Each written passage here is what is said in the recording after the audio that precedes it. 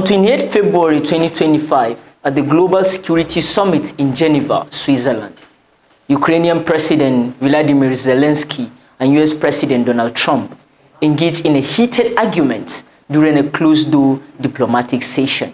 The confrontation, which reportedly lasted several minutes, centered around different opinions on international military aids and diplomatic strategies. According to sources close to the meeting, the dispute began when President Zelensky expressed frustration over the delays in military assistance to Ukraine, highlighting the urgent needs for continuous support against ongoing aggression.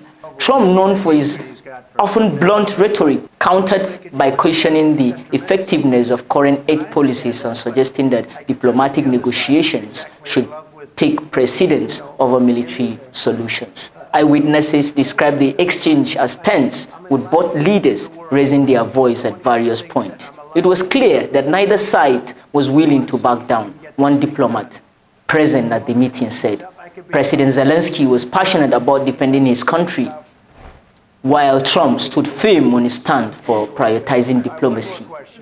Please take a look. Well, if I didn't align myself with both of them, you'd never have a deal. You want me to say really terrible things about Putin and then say, "Hi, Vladimir, how are we doing on the deal?" That doesn't work that way. I'm not aligned with Putin. I'm not aligned with anybody. I'm aligned with the United States of America and for the good of the world. I'm aligned with the world, and I want to get this thing over with. You see the hatred he's got for Putin. It's very tough for me to make a deal with that kind of hate. He's got tremendous hatred, and I understand that, but I can tell you the other side isn't exactly in love with, him either. So it's not a question of alignment. I'm aligned with the world. I want to get the thing set. I'm aligned with Europe. I want to see if we can get this thing done. You want me to be tough? I could be tougher than any human being you've ever seen. I'd be so tough. But you're never going to get a deal that way. So that's the way it goes. All right, one more question. I will respond to this. So look, for 4 years in the United States of America, we had a president who stood up at press conferences and talked tough about Vladimir Putin, and then Putin invaded Ukraine and destroyed a significant chunk of the country. The path to peace and the path to prosperity is maybe engaging in diplomacy. We tried the pathway of Joe Biden of thumping our chest and pretending that the President of the United States' words mattered more than the President of the United States' actions. What makes America a good country is America engaging in diplomacy. That's what President Trump is doing. Can I ask you? Sure. Yeah? Yeah. Okay. So he occupied our parts, big parts of Ukraine, part of East and Crimea. So he occupied it on 2014. So during a lot of years, so I'm not speaking about just Biden, but those time was Obama, then President Obama, then President Trump, then President Biden, now the President Trump, and God bless, now President Trump will stop him. But during 2014, nobody stopped him. He just occupied and took. He killed people. You know what the contact 2015.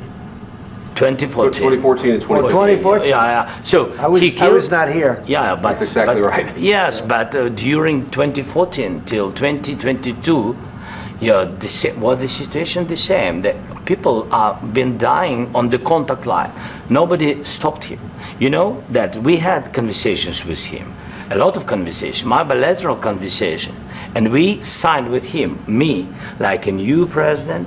In 2019, I signed with him the deal. I signed with him, Macron and Merkel, we signed ceasefire. Ceasefire. All of them told me that he will never go. We signed with him with gas contract. Yes, but after that, he broken this ceasefire. He killed our people and he didn't exchange prisoners. We signed the exchange of prisoners, but he didn't do it. What kind of diplomacy, JD, you are speaking about? What do you mean?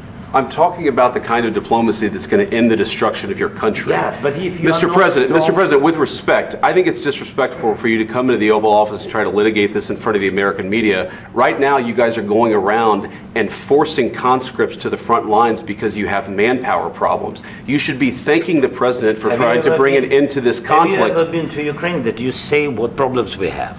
I have been to. Come once. I've actually watched and seen the stories, and I know what happens is you bring them on a propaganda tour, Mr. President. Do you disagree that you've had problems bringing people into your military? And do you think that it's respectful to come to the Oval Office of the United States of America and attack the administration that is trying to prevent the destruction of your country? A lot of questions. Let's start from the beginning. Sure. First of all, during the war, everybody has problems, even you, but you have nice ocean and don't feel now, but you will feel it in the future. God bless. You don't know that. God bless. God bless. You will not have a war. Don't tell us what we're going to feel.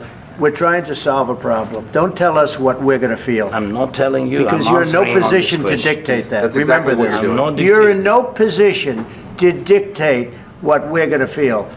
We're going to feel very good. You will feel influence. We're going to feel very good and very strong. You will feel influence. You're right now not in a very good position. You've allowed yourself to be in a very bad position, and he happens to be right about it. From the very beginning of the war. You're not in a good position. You don't have the cards right now. With us, you start having I'm not cards. playing cards. Right now, you don't. You're playing cards. Mr. President. You're playing cards. Serious. You're gambling with the lives of war. millions of people. You're gambling with World War III. You're gambling with World War III. And what you're doing is very disrespectful to the country, this country. That's back to you. Far more than a lot of people said they should have. Have you said thank you once? This entire meeting? No, in this entire meeting, have you said thank you? You went to Pennsylvania and campaigned for the opposition in October. Offer some words of appreciation for the United States of America and the president who's trying to save your country. Please, you think that if you will speak very loudly about the war, you can... He's not speaking loudly. He's not speaking loudly. Your country is in big trouble. Can I answer? Wait a minute. No. You've done a lot of talking. Your country is in big trouble. I know. You're not winning. You're not winning this. You have a damn good chance of coming out okay because of us. Mr. President, we are staying in our country, staying strong from the very beginning of the war. We've been alone, and we are thankful. I said thanks you haven't been in this alone. cabinet. You haven't been alone. In this cabinet. We gave you, through this stupid president, $350 billion. You voted we gave for you your military equipment, and your men are brave, but they had to use our military. Yes. What about if you didn't have our military equipment, if you didn't have our military equipment, this war would have been over in 2 weeks. In 3 days. I heard it from Putin. In 3 days. Despite the heated nature of the discussion, both leaders eventually agreed to continue their dialogue in future sessions. Representatives from both camps later downplayed the incidents, calling it a frank exchange of views, typical in high-stakes diplomatic negotiations. The summit continued with further discussions expected on global security, cooperation, and economic partnership. Observers will be watching closely to see whether the two figures can find common ground in the days ahead. What does the future hold when two of the world's most prominent figures clash over the balance between diplomacy and military aids? The confrontation between Zelensky and Trump underscored the profound challenges facing global leaders in navigating complex geopolitical landscape. Whether their continued dialogue would yield compromise or further division remains uncertain. But one thing is clear, the world is watching and the stakes have never been higher. You are watching Diaspora Digital Media. For more of this content, follow us on social media platforms. Subscribe to our YouTube channels. Don't forget to like this video. Hit the notification bell to get alerted when we drop a new video. I am Ibrahim Umaruasi. Until next time.